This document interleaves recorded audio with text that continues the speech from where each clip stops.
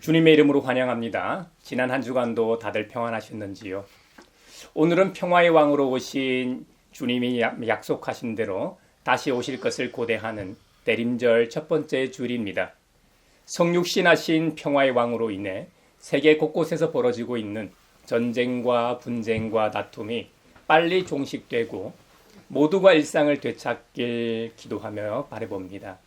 사막처럼 메마른 이 사회에 꽃이 피며 영적으로 눈멀고 귀먹은 모든 사람들이 주님의 영광을 보게 될 것입니다. 사랑하는 믿음의 형제자매 여러분, 우리도 믿음의 선배들처럼 예수 그리스도는 주님이시다라고 고백하며 우리의 마음과 뜻을 다하여 영과 진리로 주님을 찬양하며 예배합시다. 예수 그리스도는 주님이시다. 아멘. 사도신경으로 우리의 신앙을 고백합시다. 나는 전능하신 아버지 하나님 천지의 창조주를 믿습니다. 나는 그의 유일하신 아들 우리 주 예수 그리스도를 믿습니다. 그는 성령으로 잉태되어 동정녀 마리아에게서 나시고 본디오 빌라도에게 고난을 받아 십자가에 못 박혀 죽으시고 장사된 지 사흘 만에 죽은 자 가운데서 다시 살아나셨으며 하늘에 오르시어 전능하신 아버지 하나님 우편에 앉아 계시다가 거기로부터 살아있는 자와 죽은 자를 심판하러 오십니다. 나는 성령을 믿으며 거룩한 공교회와 성도의 교제와 죄를 용서받는 것과 몸의 부활과 영생을 믿습니다. 아멘. 영원한 문화 열려라 새 임금 들어가신다. 만왕의 왕이 오시니 만민의 구주시로다. 성전에 올라가는 순례자의 노래, 다윗의 시. 사람들이 나를 보고 주님의 집으로 올라가자 할 때에 나는 기뻤다. 예루살렘아, 우리의 발이 내 성문 안에 들어서 있다. 예루살렘아, 너는 모든 것이 치밀하게 갖추어진 성읍처럼 잘도 세워졌구나. 모든 지파들, 주님의 지파들이 주님의 이름을 찬양하려고 이스라엘의 전례에 따라 그리로 올라가는구나. 거기에 다스리는 보좌가 놓여 있으니 다윗 가문의 보좌로구나. 예루살렘의 평화가 깃들도록 기도하여라. 예루살렘아, 너를 사랑하는 사람들에게 평화가 있기를. 내 성벽 안에 평화가 깃들기를, 내 궁궐 안에 평화가 깃들기를 빈다 하여라. 내 친척과 이웃에게도 평화가 너에게 깃들기를 빈다 하고 축복하겠다. 주 우리 하나님의 집에 복이 깃들기를 빈다. 아멘. 왕 되신 주 다 찬양하여라. 영광과 존귀 주께 돌리세. 하늘 위에 높이 계신 주님, 주님의 말씀 존귀하도다.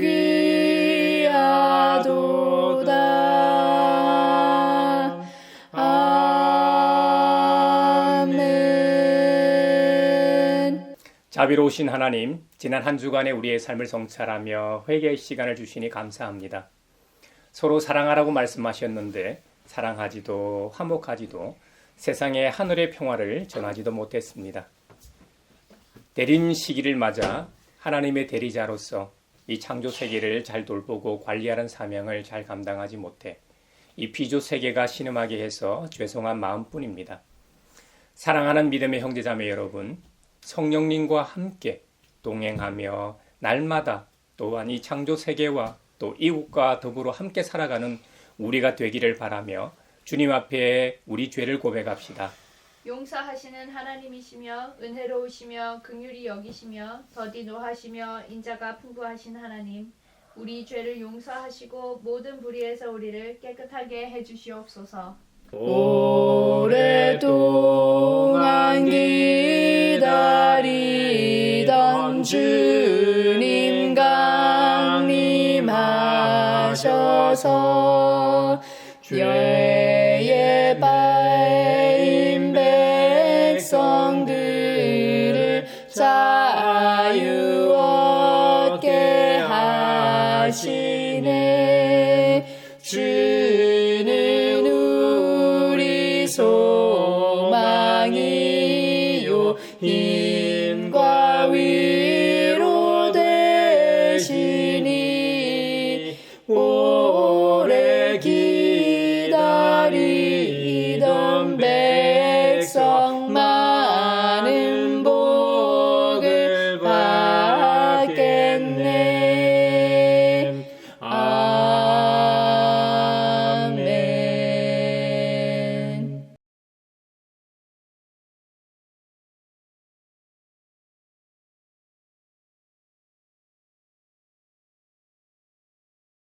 주님의 말씀이 여기 있습니다. 우리 중 누가 정죄의 자리에 설 수 있습니까? 오직 우리를 위해 죽으시고 다시 살아나신 그리스도 우리 주님뿐이십니다. 그 주님께서 나도 너를 정죄하지 아니하노니 가서 다시는 죄를 범하지 말라고 말씀하셨습니다. 그 주님께서 우리의 죄를 용서하셨음을 주님의 이름으로 선언합니다. 아멘. 하늘과 바다의 왕 죄와 어둠에 빠져 주를 찾는 백성들 구하시네. 밤의 별 만드신 주 어둠 몰아내니 누가 주의 오늘 우리에게 주신 구약의 말씀은 이사야 2장 1절에서 5절입니다. 하나님의 말씀을 경청하십시오. 이것은 아모스의 아들 이사야가 유다와 예루살렘을 두고 계시로 받은 말씀이다. 마지막 때에 주님의 성전이 서 있는 산이 모든 산 가운데서 으뜸가는 산이 될 것이며 모든 언덕보다 높이 솟을 것이니 모든 민족이 물밀듯 그리로 모여들 것이다.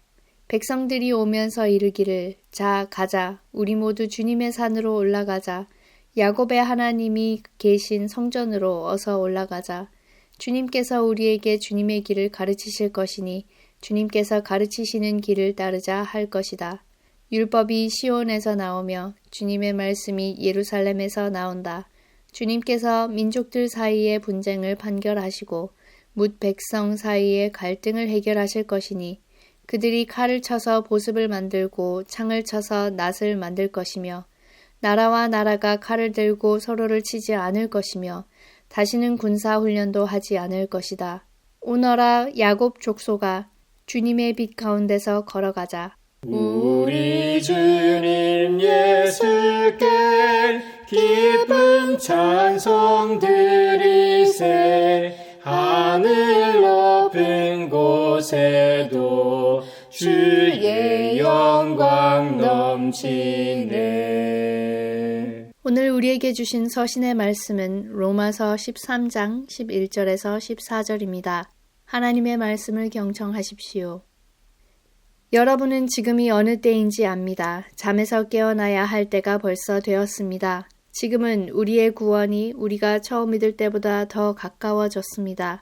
밤이 깊고 낮이 가까이 왔습니다. 그러므로 우리는 어둠의 행실을 벗어버리고 빛의 갑옷을 입읍시다. 낮에 행동하듯이 단정하게 행합시다. 호사한 연회와 술취함, 음행과 방탕, 싸움과 시기에 빠지지 맙시다. 주 예수 그리스도로 옷을 입으십시오. 정욕을 채우려고 육신의 일을 꾀하지 마십시오.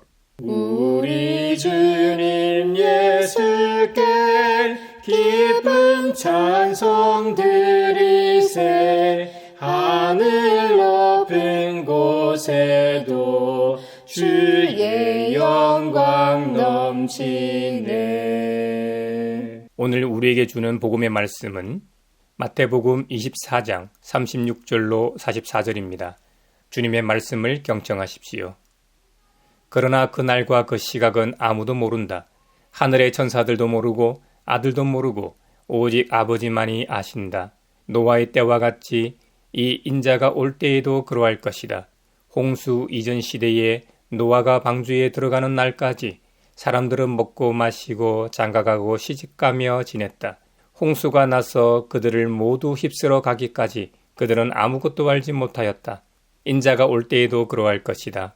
그때에 두 사람이 밭에 있을 터이나 하나는 데려가고 하나는 버려둘 것이다.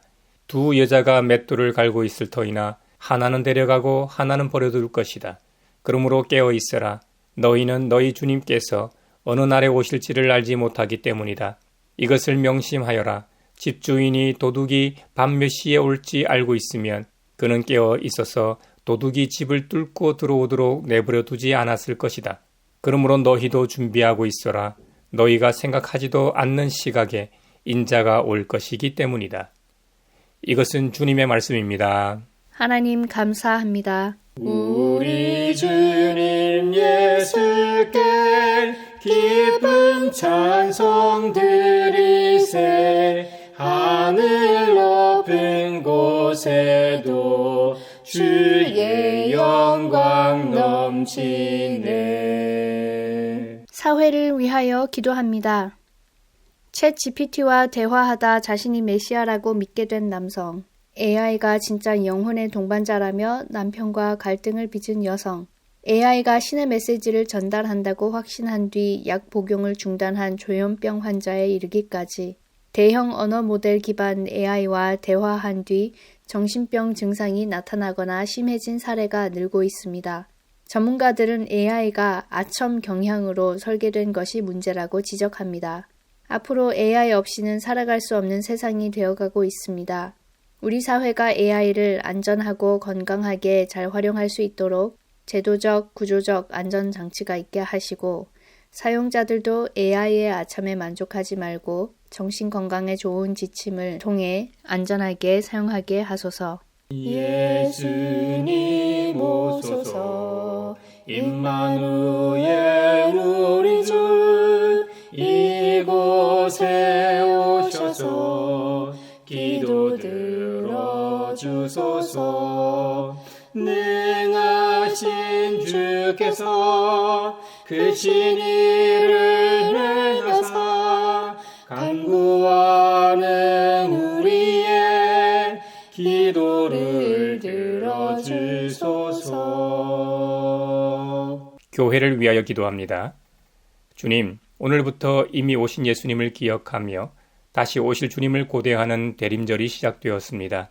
매년 맞이하는 대림절이지만 올해는 하늘의 사랑과 은총을 입은 자로서 세상의 평화를 전하는 절기가 되게 하소서. 그리하여 성탄의 기쁨과 은혜를 세상과 함께 나눔으로써 아직도 어둠 가운데 있는 많은 사람들이 주님께로 돌아오는 역사가 있게 하소서. 예수님 오소서. 임마누엘 우리 주 이곳에 오셔서 기도 들어주소서. 능하신 주께서 그 신의를 행하사 간구하는 우리의 기도를 들어주소서. 세계를 위하여 기도합니다. 홍콩에서 재난 영화에서나 볼 법한 고층 아파트 대규모 화재로 인해 수백 명에 달하는 사망자와 실종자가 발생했습니다. 공사 중이던 한 개의 동에서 발화되었는데 높은 곳에서 공사를 할 때 사용하는 임시 가설물이 불에 취약한 대나무였기 때문에 삽시간에 7개 동으로 번져 더 큰 재앙을 낳았습니다. 거기다 홍콩 당국의 관리감독 부실도 참사 원인 중 하나로 지목되면서 현지 민심이 동요하고 있습니다. 주님, 희생자와 유가족, 이재민들이 너무 깊은 상실감과 슬픔에 빠져 있습니다. 그들을 위로하시고 그들이 다시 일상으로 돌아올 수 있도록 하늘의 은총을 베풀어 주소서. 그리고 홍콩 당국은 다시는 이런 재앙이 발생하지 않게 안전한 건축법 제정과 관리 감독을 하게 하소서. 예수님 오소서. 임마누엘 우리 주 이곳에 오셔서 기도 들어주소서. 능하신 주께서 그 신의를 행하사 간구하는 우리의 기도를 들어주소서. 마태복음 24장에서 우리 주님께서는 종말의 때, 그날과 그 시각은 아무도 모른다고 말씀하신 바 있습니다. 심지어 하늘의 천사들도 모르고 하나님의 아들도 모르고 오직 하늘의 하나님 아버지만 아신다고 말씀하셨습니다. 그 말씀을 하시면서 노아의 때를 예로 두셨습니다. 여러분, 노아를 모르는 아마 분은 없을 겁니다. 그리스도인이 아니더라도 심지어 타 종교인이나 무종교인이라도 노아는 다 압니다. 노아의 방주와 관련된 영화도 여러 편 나왔으니까 모를 수가 없죠. 영화 예고편이나 선전 문구에서도 노아를 언급하고 있으니까요. 노아의 때를 한번 생각해 봅시다. 창세기 6장에서 9장까지 총 4장에 걸쳐 등장하는 인물입니다. 당시 사람들이 땅 위에 번성하기 시작했습니다. 이렇게 생각하시면 쉽게 이해가 갈 것 같습니다. 1980년대만 해도 세계 인구가 40억 명이었습니다. 그런데 지금은 무려 82억 명이 지구에 살고 있습니다. 세계 인구가 2배 늘었습니다. 2배라는 수치는 얼마 되지 않지만 40억 명이 82억 명이 됐다는 구체적인 통계를 보면 장난이 아닙니다. 세계 인구의 급증은 기후 위기를 초래할 수밖에 없습니다. 사실 세계 인구가 다시 40억 명으로 줄어든다면 선진국을 중심으로 해서 기후 위기에 대처하기 위해 온실가스를 줄이고 대체 에너지를 찾지 않아도 될 겁니다. 1980년대와 2020년대 불과 40년 만에 인구가 2배로 는 것은 발달한 문명 때문이겠죠. 복은 의료도 잘 갖춰져 있고 먹거리도 확보돼 있고 전쟁으로 죽는 경우도 많이 없습니다. 자연사할 경우 고령 인구가 많아지겠죠. 그래서 인구는 기하급수적으로 늘 수밖에 없죠. 아마도 노아의 시대도 농사의 발달로 인해 수렵 생활에서 정착 생활을 하면서 인구가 급증했을 겁니다. 그래서 성경에서는 사람이 땅 위에 번성하기 시작할 때라고 기록했습니다. 물론 창세기 4장에서 이미 가인은 농업을, 아벨은 목축을 했다는 기록이 있습니다만 농사가 보편적으로 확산돼 땅 위에 사람들이 더 많아졌다는 의미입니다. 또 창세기 6장에서 강조하는 내용은 농사와 같이 집단 생활이 가능할 정도로 문명이 발달해 인구가 많아졌다는 의미는 아닙니다. 여기서 중요한 관점은 문명의 발달 그 자체가 아니라 문명의 발달과 인구 증가 속에서 발생한 인간의 타락에 그 초점을 두고 있습니다. 인구가 많아진 것은 타락의 기회와 규모를 키운 배경으로 설명하고 있죠.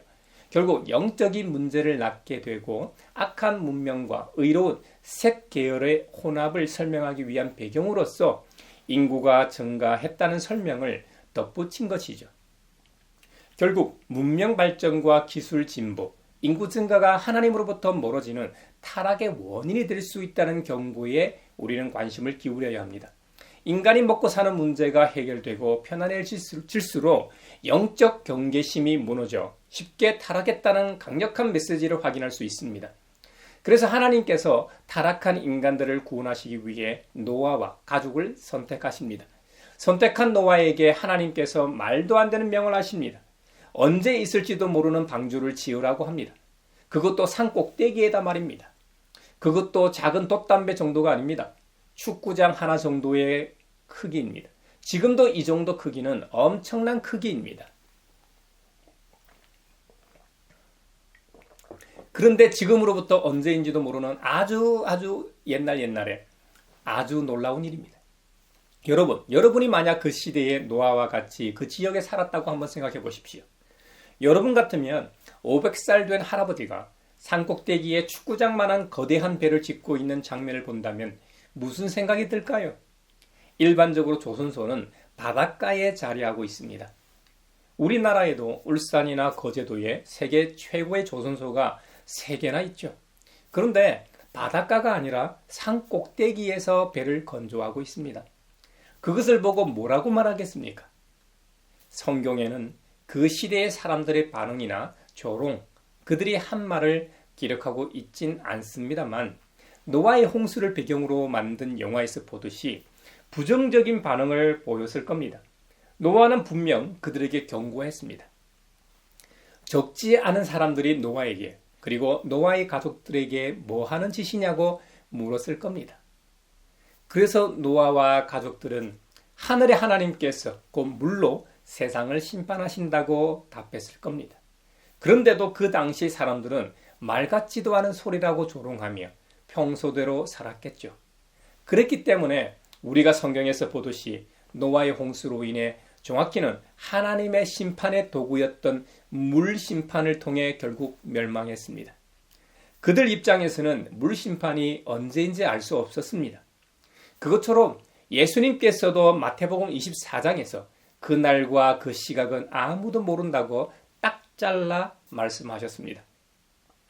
조금 전에 살펴본 바대로 홍수 이전 시대에도 노아 가족들이 방주에 들어가기 전까지 사람들은 먹고 마시고 장가가고 시집가며 지냈습니다. 홍수가 나서 멸망하기 전까지 그들은 아무것도 알지 못했습니다. 재림의 주님이 오실 때도 그와 같다는 겁니다. 그때에는 두 사람이 밭에 있는데 하나는 데려가고 하나는 버려둔다는 겁니다. 또 두 여자가 이 맷돌을 갈고 있는데 하나는 데려가고 하나는 버려둔다는 겁니다. 그러므로 깨어 있어야 한다는 것이죠. 주님께서 어느 날에 오실지 모르기 때문이죠. 여기서 우리는 후대의 사람으로서 여러 측면에서 신학적 해석을 할 수 있을 겁니다. 조금 전에 제가 설명했던 전통적인 해석이 주류를 이루고 있죠. 하지만 무엇보다도 본문을 왜곡하지 않기 위해서는 본문의 원래 의미를 분명하게 이해해야 합니다. 마태가 누군가를 위해 썼고 그 첫 독자들이 이해했을 방식으로 성경을 읽고 이해하는 것이 가장 중요합니다. 이후에 오늘의 우리에게 적용해야 합니다. 마태가 첫 독자들에게 마태복음을 기록할 당시의 상황입니다. 그때는 로마와 유대 사이의 이 전쟁이 절정에 달했던 주후 70년경이었습니다. 하지만 예수님께서 마태복음 24장 말씀을 하실 때는 주후 70년이 아닙니다. 그로부터 40년 전인, 그러니 예수님으로부터 이 말씀을 듣고 있던 AD 30년경에는 앞으로 일어날 처참한 미래의 일이었습니다. 그들의 생명과 그들의 가족들 그리고 그들의 공동체 전체가 철저하게 파괴될 사건이 일어나기 이전이었습니다. 하지만 분명히 곧 일어날 엄청난 사건이었습니다. 예루살렘과 성전 파괴 말입니다. 아무도 그때를 정확하게 알지 못했습니다. 그리 오랜 시간이 지나지 않아 발생할 일이었습니다. 겨우 한 세대 안에 일어난 일임을 우리는 압니다. 또 마지막 순간까지도 그들의 일상은 평상시와 다르지 않았습니다. 노아 때와 비슷한 점이 바로 이것입니다. 그때도 홍수가 나서 모든 것을 쓸어버릴 때까지 특별한 일 없이 평범한 일상이 계속되었죠. 또 가족과 이웃을 둘로 갈라놓았습니다. 이것은 초자연적인 구원의 행위로 하나님이 한 사람은 데려가고 다른 한 사람은 남아서 멸망을 당할 것이라는 뜻이 아닙니다. 오히려 그 반대입니다. 침략 세력이 도시와 마을을 휩쓸고 지나갑니다. 더러는 죽음으로 데려가고 더러는 건드리지 않고 내버려 두고 그냥 지나갈 수도 있습니다. 누가 죽임을 당하고 누가 그 죽음을 피할지 아무도 모르는 일입니다. 예수님께서 하신 이 경고는 곧 예수님께서 돌아가셨다가 부활하신 후에 성전에 대한 주님의 말씀이 아직 실현되기 이전인 1세기의 긴박한 상황을 염두에 둔 것이었습니다. 하지만 이는 그 이후의 여러 세기와 우리가 사는 오늘날까지도 큰 울림이 있는 경고입니다. 우리도 혼란스럽고 위험한 시기를 살고 있습니다. 우리 대한민국 사회는 지난해 12.3 내란 이후로 지금까지 계속적으로 내란 종식을 못하고 있습니다. 내일 그리고 다음 주 내년에 무슨 일이 일어날는지 아무도 모릅니다. 경기 부양을 위한 정부 정책도 어떤 때는 효과가 있을 때도 있고 어떤 때는 아무 소용이 없을 때도 있지 않습니까? 그러므로 교회와 그리스도인들이 이 질문에 대답할 책임이 있습니다. 경기 부양책을 내놓고 먹고 사는 문제에 답하라는 것이 아닙니다. 물질적인 것에 대한 답이 아니라 영적인 세계에 대하여 하늘의 소망에 대해 답하라는 겁니다. 믿음의 형제자매 여러분은 지금 준비되어 있는지요? 그래서 주님께서 우리에게 준비하고 깨어 있으라고 명하시는 겁니다. 그렇기 때문에 예수님을 따르는 사람들은 깨어 있어야 한다는 것이죠. 여러분, 정확히 언제인지는 모르지만 조만간에 깜짝 손님들이 올 것을 아는 사람들처럼 깨어 있어야 한다고 경고하십니다. 도대체 예수님이 무슨 말씀을 하시려고 그러는지 무척 궁금했을 사도들에게 바로 제자들에게 말이죠. 예수님이 무엇보다도 이해시키고 싶어 하셨던 점이 바로 그것입니다. 사도 바울은 로마서에서 주님께서 준비하고 깨어있으라고 하신 말씀을 이렇게 적용하고 있습니다. 주님 예수 그리스도로 옷을 입으라. 주 예수 그리스도로 옷을 입으라 말이죠. 주 예수 그리스도로 옷을 입는다는 것은 그리스도인으로서 영적 무장을 독려하는 표현입니다. 에베소서 6장으로 말하면 전신갑주를 입어야 합니다. 에베소서가 말하는 전신갑주는 무엇인가요? 여러분 기억나시나요? 진리의 허리띠로 허리를 동이고 정의의 가슴막이로 가슴을 가리고 버티고 서는 것입니다. 그리고 이 발에는 평화의 이 복음을 전하는 신을 신고 손에는 믿음의 방패를 들고 악한 자가 쏘는 모든 불화살을 막아내는 것 말입니다. 또 구원의 투구를 받고 성령의 금, 곧 하나님의 말씀을 받아야 합니다. 이것을 종교개혁자 칼빈은 영의 권능으로 강하여지고 하나님의 형상을 회복함으로써 모든 성결의 의무를 감당할 수 있도록 준비된 상태를 뜻한다고 하였습니다. 또 로마서에서 주 예수 그리스도로 옷을 입는다는 표현은 말이죠. 세례를 통하여 그리스도 우리 주님의 십자가 죽으심과 부활에 참여한다는 의미입니다. 이 말들은 우리 주님 그리스도에게로 연합되어 거룩한 삶을 사는 것을 의미합니다. 우리의 옛사람은 죽고 그리스도로 말미암아 새 사람의 인격과 새로운 삶을 사는 것을 의미합니다. 그래서 정욕을 위하여 살지 않고 육신의 일을 도모하지 않게 되는 것입니다. 할렐루야. 밤 시간은 사람들이 술에 취해 광란의 연회에 가서 백주 대낮이라면 부끄러워할 온갖 짓을 벌이는 때입니다. 밤 시간은 사람들이 아무 거리낌 없이 부끄러운 줄 모르는 음란에 빠지는 때입니다. 대낮처럼 환한 전기가 있을 때가 아닙니다. 해가 지면 대부분 그냥 잠자리에 들던 시대입니다. 다윗이 전장에 있어야 할 시간에 궁궐에 있었기 때문에 타락했던 것처럼 밤 시간에 자야 하는데 자지 않고 딴 일을 벌이는 경우 고대 사회에서 대부분의 정상적이지 못한 일들이었습니다. 그래서 사도 바울은 밤으로 대표되는 술 취함과 방탕함, 싸움과 시기를 비유적으로 설명하면서 영적이지 못한 삶을 경계했던 것입니다. 그래서 로마서 13장에서 바울은 낮에 행동하듯이 단정하게 종말의 시간을 살아가자고 권면합니다. 물론 지금으로부터 2000년 전에 권면했듯이 아직도 재림의 주님은 오시지 않았습니다. 앞으로도 얼마나 더 기다려야 할지 솔직히 모릅니다. 하지만 성경에서는 그날이 언제인지 모르기 때문에 주님께서 내일 오시는 것처럼 그리스도 안에서 믿음 생활을 하라고 권면합니다. 주님이 내일 당장 오시더라도 1년이나 10년 뒤에 오시지 않아도 결국에는 우리가 주님 앞으로 가게 됩니다. 그런 의미에서 주님 만날 날을 준비해야 하는 것만은 분명합니다. 그러므로 사도 바울이 권면하는 것처럼 영적인 잠에서 깨어나 어둠의 행실을 벗어버리고 빛의 자녀답게 빛의 갑옷을 입어야 합니다. 그래야 노아의 때에 영적으로 잠자고 있다 홍수 심판받은 사람들처럼 되지 않습니다. 다시 한번 말씀드리지만 예수님께서 말씀하시는 종말은 예루살렘의 멸망이었습니다. 실제로 주 70년에 티투스 장군이 이끄는 로마 군대에 의해 예루살렘이 망했다고 역사가 증명하고 있습니다. 중요한 것은 그날은 언제라도 일어날 수 있다는 사실입니다. 이는 그날을 위한 길을 준비하는 사건, 곧 예수님의 부활이 이미 일어났기 때문입니다. 하나님의 새로운 세계는 여러분 이미 시작되었습니다. 태양이 떠오르고 있고 깨어날 때가 되었습니다. 온 세계가 빛으로 가득하기까지 정확하게 얼마나 시간이 남았는지 중요하지 않습니다.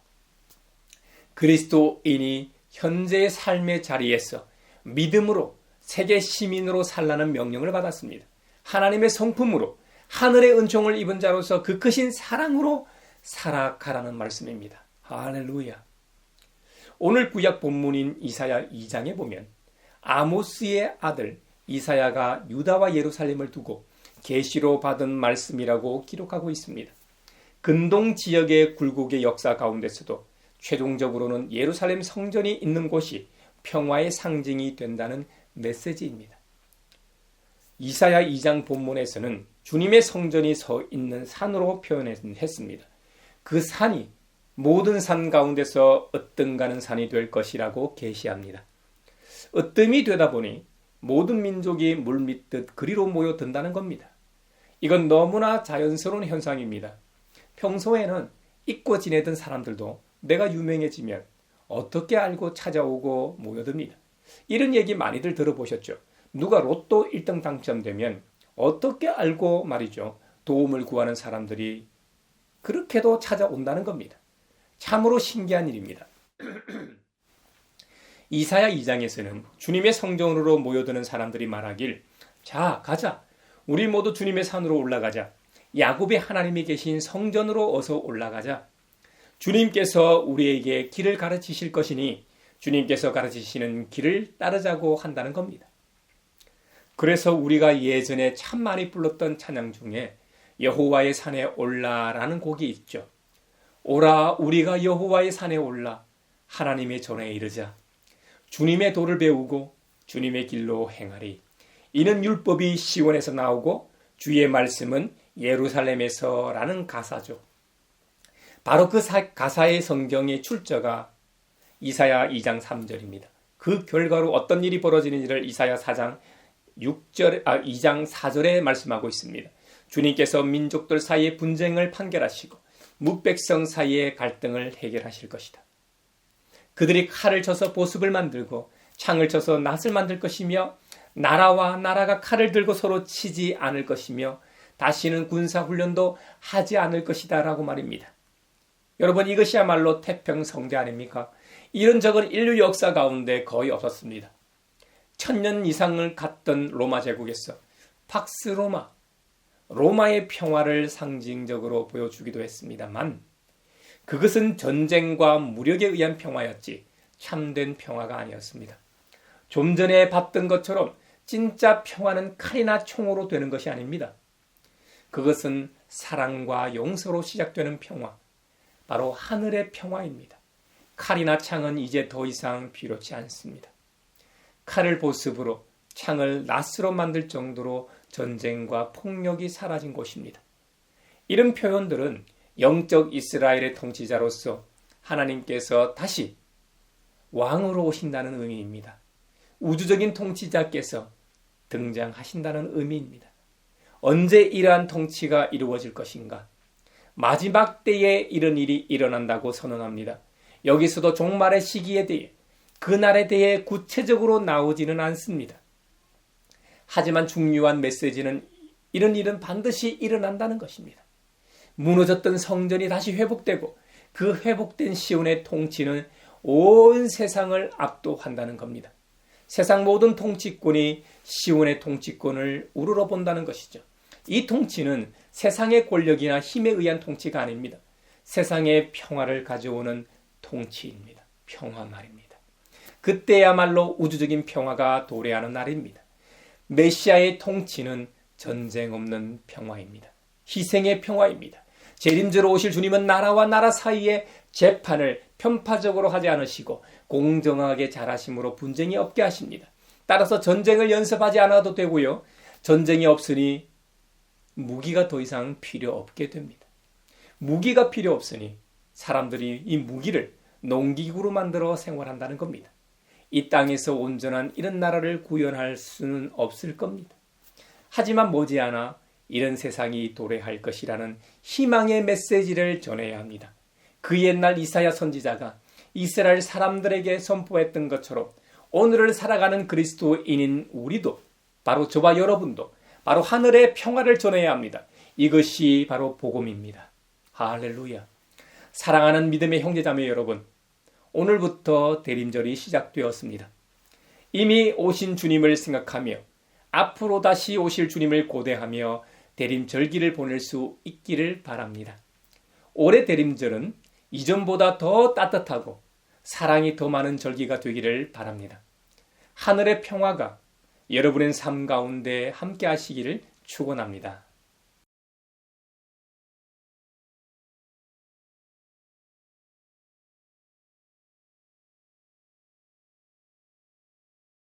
내게 있는 모든 것을 주를 위해 드리네.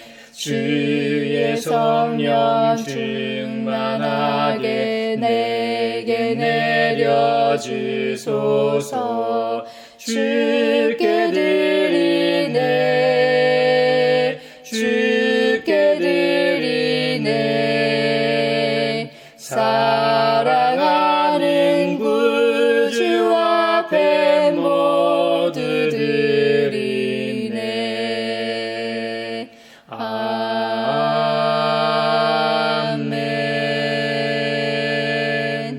여기에 모인 우리는 우리의 믿음의 역사와 사랑의 수고와 우리 구주 예수 그리스도에 대한 소망의 인내를 여기 봉헌에 담아 올려드립니다.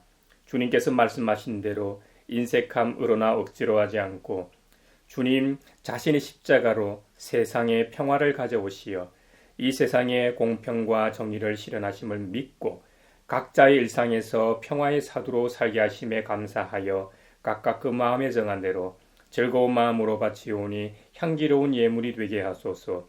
은혜의 주님, 우리의 정성을 어여삐 여기시어 주님께서 베푸신 은혜에 비하면 보잘것없지만 말씀하신 대로 미리 구비하여 드리오니 기쁘게 받으시옵소서. 우리의 가진 것이 비록 적어도 바치는 기쁨은 더 커지고 비록 버는 것이 적어도 나누는 즐거움은 더욱 넘쳐 우리 믿음의 소문이 각처에 퍼지게 하소서.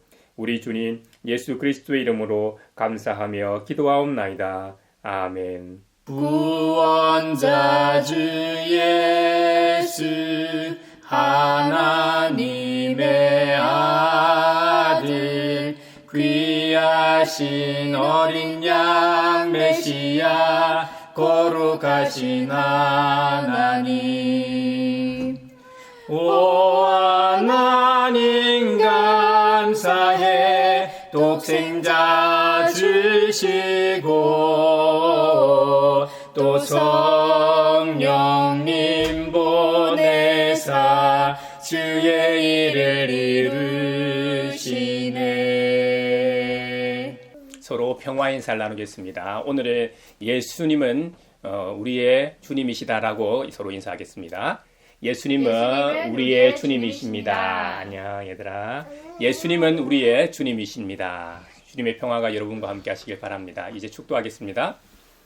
우리를 하나님 나라의 백성으로 부르신 하나님께서 여러분에게 복의 복을 내려주셔서 언제 어디서나 여러분을 지키시기를 원하며 주님께서 그분의 인자한 얼굴을 여러분과 여러분의 자녀와 그 가정에 비추사 필요에 따라 물질과 건강과 은혜 베푸시기를 원하며 주님의 몸된 하나의 거룩하고 보편적인 사도적인 모든 교회와 함께 하시기를 원하며 지금 이 시간에도 하나님 나라와 예수 그리스도 복음 전파를 위해 애쓰며 수고하고 있는 모든 선교사들과 함께 하시기를 원하며 오늘 말씀처럼 주님 예수 그리스도로 옷을 입고 일상 가운데 대림절을 지키러 세상으로 나아가는 사람들 위에 평강 주시기를 성부와 성자와 성령의 이름으로 축원하옵나이다. 아멘.